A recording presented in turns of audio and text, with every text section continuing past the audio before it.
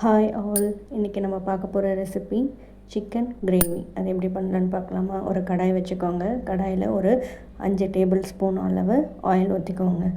Oil நல்லா சூடானதுக்கப்புறமா spices எல்லாத்தையும் இந்த வீடியோவில் காட்டுற மாதிரி எல்லா ஸ்பைசஸையும் 1 by 1 ஆட் பண்ணிக்கோங்க. ஆட் பண்ணிவிட்டு சிம்மில் வச்சு ஆட் பண்ணுங்கள். ஆட் பண்ணிவிட்டு நல்லா வதக்குங்க. நல்லா வதங்கணும். நல்லா வதங்கிட்ட பொரிஞ்சிட்ட பிறகு ஒரு 4 மீடியம் சைஸு வெங்காயத்தை நான் ஃபைனாக சாப் பண்ணி வச்சுருக்கேன். அதை ஆட் பண்ணி அதையும் நல்லா வதக்கணும். வெங்காயம் நல்லா கண்ணாடி பதத்தில் வர அளவுக்கு நம்ம வதக்கணும். நல்லா ஃபாஸ்ட்டாக வச்சு கூட வதக்குங்க. நல்லா வதங்கிட்டே இருக்கணும். வதங்கினதுக்கு அப்புறமா இஞ்சி பூண்டு பேஸ்ட்டில் கொஞ்சோண்டு மஞ்சத்தூள் ஆட் பண்ணி நான் பேஸ்ட்டு ரெடி பண்ணி வச்சுருக்கேன்.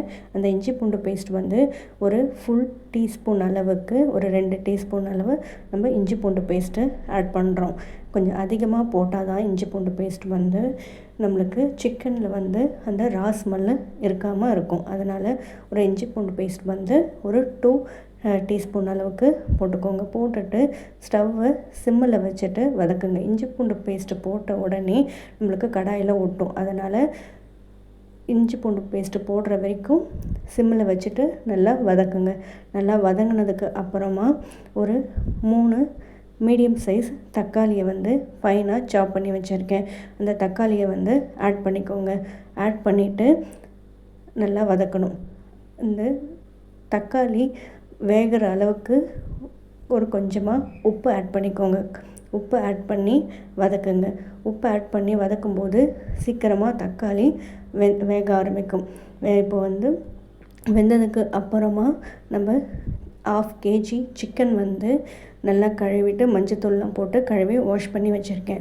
அந்த சிக்கனை நம்ம தக்காளி வெங்காயம் எல்லாம் நல்லா வெந்துட்டதுக்கு அப்புறமா வதங்கிட்டதுக்கு அப்புறமா நம்ம ஆட் பண்ணிக்கிறோம். 1/2 kg சிக்கனை ஆட் பண்ணி நல்லா குக் பண்ணணும். நல்லா வெந்ததுக்கு 1/2 kg சிக்கனை நல்லா வாஷ் பண்ண சிக்கனை நம்ம போட்டு நல்லா வதக்குறோம்.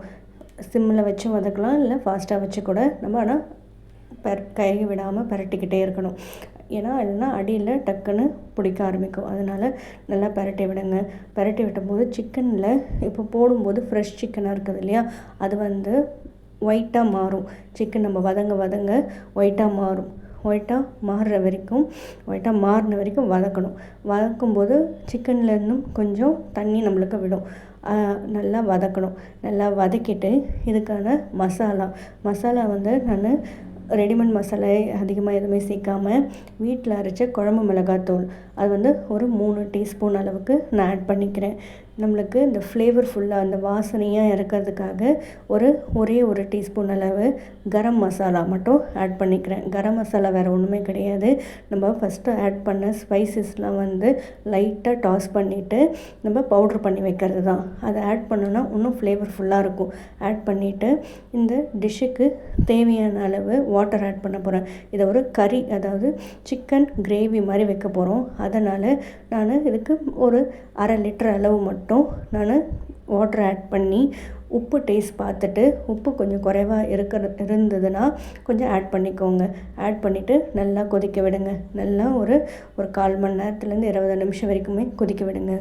அவங்கவுங்க ஃப்ளேமை பொறுத்தும் சீக்கிரமாக கொதிக்கிறதும் லேட்டாக கொதிக்கிறதும். நம்ம நல்லா கொதித்ததுக்கு அப்புறமா மல்லி இலை தூவி நீங்கள் பரிமாற வேண்டியதுதான்.